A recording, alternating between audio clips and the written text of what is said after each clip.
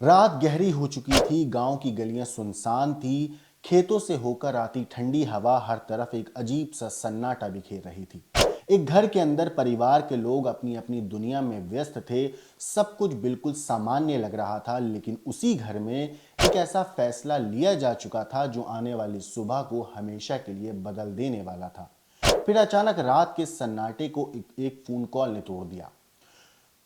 Phone की दूसरी तरफ घबराई हुई आवाज थी। कहा गया कि तबीयत बिगड़ गई है, हालात लगातार खराब हो रहे हैं और वक्त बहुत कम है। परिवार के लोग दौड़ पड़े। अस्पताल पहुंचने की हड़बड़ी थी, बेचैनी थी, दुआएं थी। लेकिन कुछ ही देर के बाद डॉक्टरों ने जो कहा उसने पूरे परिवार के पैरों तले जमीन को खिसका दिया।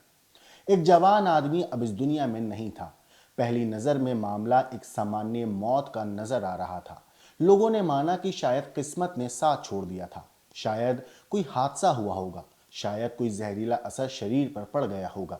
लेकिन सवाल यहीं से शुरू होते हैं। अगर ये सिर्फ एक हादसा था तो मरहूम के शरीर पर कुछ ऐसे निशान क्यों थे जिन्होंने परिवार को बेचैन कर दिया? अगर मौत स्वाभाविक थी तो रात के अंधेरे में एक रहस्यमय शख्स उस घर के अंदर क्यों दाखिल हुआ? और सबसे बड़ा सवाल, वो शख्स रात के एक तय समय पर घर के अंदर जाता हुआ और सुबह होने से ठीक पहले बाहर निकलता हुआ क्यों दिखाई दिया? जब परिवार ने जवाब तलाशने शुरू किए तो एक एक करके ऐसे राज सामने आने लगे जिन्होंने पूरे गांव को हिला कर रख दिया। मोबाइल की दुनिया में शुरू हुई एक पहचान, कुछ छिपी हुई बातचीत, कुछ ऐसे रिश्ते जो दुनिया की नजरों से दूर थे, और फिर एक ऐसी रात जिसने सब कुछ खत्म कर दिया। आखिर उस घर के अंदर रात भर क्या होता रहा? कौन था वो रहस्यमय शख्स? क्या सच में ये एक सामान्य मौत थी या फिर इसके पीछे रची गई थी एक खौफनाक साजिश? और जब पुलिस ने परत दर परत इस रहस्य को खोलना शुरू किया तो सामने आया ऐसा सच जिसने हर किसी को हैरान कर दिया। तो आखिर क्या है बागपत के नौरोजपुर गुज्जर गांव की इस सनसनीखेज वारदात की पूरी कहानी? चलिए आपको मैं बताता हूं। नमस्कार, मेरा नाम है मोहम्मद आसिम और आप देख रहे हैं क्राइम तक। बागपत के नौरोजपुर गांव के में एक चौंकाने वाली वारदात हुई। शुक्रवार रात सचिन, जिसकी उम्र 33 साल थी, उसकी पत्नी रचना ने अपने प्रेमी सोनू के साथ रंछाड़ के साथ मिलकर, जो उसका प्रेमी है, पति की हत्या कर दी। कीटनाशक के छिड़काव से सामान्य मौत दिखाने की कोशिश हुई। पुलिस ने सीसीटीवी फुटेज और पोस्टमार्टम रिपोर्ट के आधार पर पत्नी को गिरफ्तार कर लिया है। वहीं इस घटना के बाद जो रचना का बॉयफ्रेंड है वो फरार है। इस पूरे मामले पर गांव के लोगों का कहना है कि शनिवार सुबह तकरीबन 3:30 बजे के आसपास उसके भाई सचिन की पत्नी ने फोन किया और रचना ने कहा कि सचिन की शुक्रवार को खेत में कीटनाशक का छिड़काव करने से तबीयत बिगड़ गई थी और अब तबीयत ज्यादा खराब हो गई है। रिश्तेदार सचिन को उठाकर बड़ौद के एक निजी अस्पताल में लेकर गए, जहां पर डॉक्टरों ने उसे दूसरे अस्पताल ले जाने के लिए कहा। जैसे ही वो दूसरे अस्पताल पहुंचे तो वहां पर डॉक्टरों ने उसे मृत घोषित कर दिया। शनिवार सुबह गले पर निशान देखकर रिश्तेदारों को शक हुआ तो उन्होंने इस पूरे मामले में जो विकास के पड़ोसी हैं उनके मकान में लगे सीसीटीवी कैमरे की फुटेज खंगाली। इसमें रात के 10 बजे के आसपास एक शख्स सचिन के घर में आता हुआ दिखाई देता है और सुबह तकरीबन 3:30 बजे वो घर से बाहर जाता हुआ दिखाई दिया। इस पूरे मामले पर पुलिस ने बताया कि रचना से पूछताछ की गई तो उसने कीटनाशक दवाई के छिड़काव से पति की मौत होने की बात कही थी। जब सख्ती दिखाई गई तो उसने प्रेमी सोनू के साथ मिलकर हत्या करने की बात स्वीकार करी। रचना ने बताया कि उसके प्रेमी सोनू ने शुक्रवार को नशे की गोलियां लाकर दी थी, जो पति की खीर में मिलाकर उसे खिला दी थी। पति के सोने पर प्रेमी को बुलाकर हत्या की गई। रचना ने बताया कि इंस्टाग्राम पर सोनू से उसकी बातचीत होती थी और धीरे धीरे दोनों की दोस्ती हुई, दोस्ती प्यार में तब्दील हुई, नंबर एक्सचेंज हुआ, बातचीत शुरू हुई।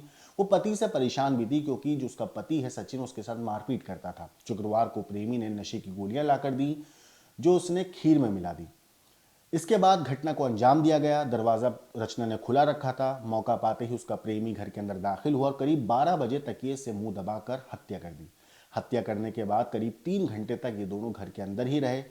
इस पूरे मामले पे पुलिस का कहना है, मीडिया रिपोर्ट्स के मुताबिक, कि आरोपी रचना को गिरफ्तार कर लिया गया है। पूछताछ में रचना ने अनैतिक संबंधों का विरोध करने पर प्रेमी सोनू के साथ मिलकर अपने पति की गला घोंटकर हत्या करने की बात कबूल की है।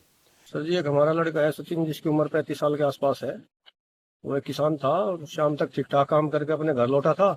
और सुबह मृतक पाया गया अभी। आपको कैसे पता लगा उसका? जी जानकारी मिली समाज परिवार से, हम भी परिवार के ही हैं उसके।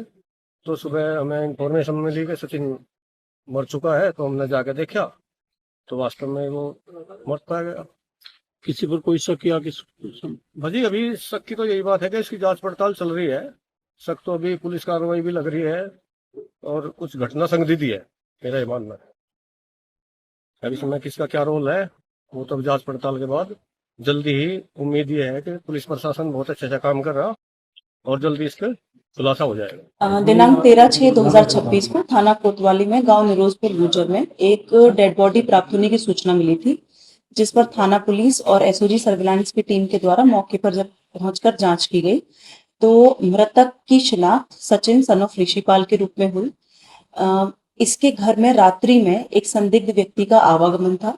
सीसीटीवी कैमरा देखने पर उस संदिग्ध व्यक्ति की पहचान की गई।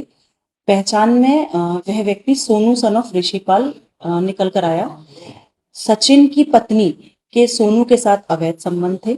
इन अवैध संबंधों के चलते सचिन की पत्नी रचना ने रात्रि में सोनू को अपने घर पर बुलाया था और अपनी पत्नी की खीर में नशीली दवा मिलाई, जिसके बाद दोनों ने गला दबाकर सचिन की हत्या की घटना को अंजाम दिया। इसमें सचिन के भाई की तरफ से मुकदमा पंजीकृत किया गया है। अभियुक्ता रचना को आज रिमांड हेतु माननीय न्यायालय के समक्ष पेश किया जा रहा है। एक अन्य वांछित अभियुक्त सोनू की गिरफ्तारी के लिए टीम रवाना है। शीघ्र ही उसकी गिरफ्तारी की जाए। इससे पहले नशे की 5 गोलियां अपने पति को खीर में डालकर खिलाई थी ताकि नशे में वो हो जाए और वो कुछ कर ना सके। सोनू से कुछ समय पहले ही इसकी मुलाकात इंस्टाग्राम के जरिए हुई थी, दोस्ती हुई, प्यार हुआ और फिर उसके बाद इस पूरी खूनी साजिश की जो प्लानिंग थी वो की गई। फिलहाल जो बॉयफ्रेंड है रचना का वो फरार है। पुलिस उसको तलाशने में जुटी हुई है और तफ्तीश कर रही है ताकि ये पता लगाया जा सके क्या इन दोनों के साथ कोई और भी शख्स इस पूरे हत्याकांड में शामिल था या नहीं। इस केस में जो भी अपडेट आएगी हम आपको जरूर बताएंगे, लेकिन आपकी क्या कुछ राय है कमेंट करके जरूर बताइएगा। लेकिन देश और दुनिया की बाकी क्राइम की खबरों के लिए देखते रहिए क्राइम तक।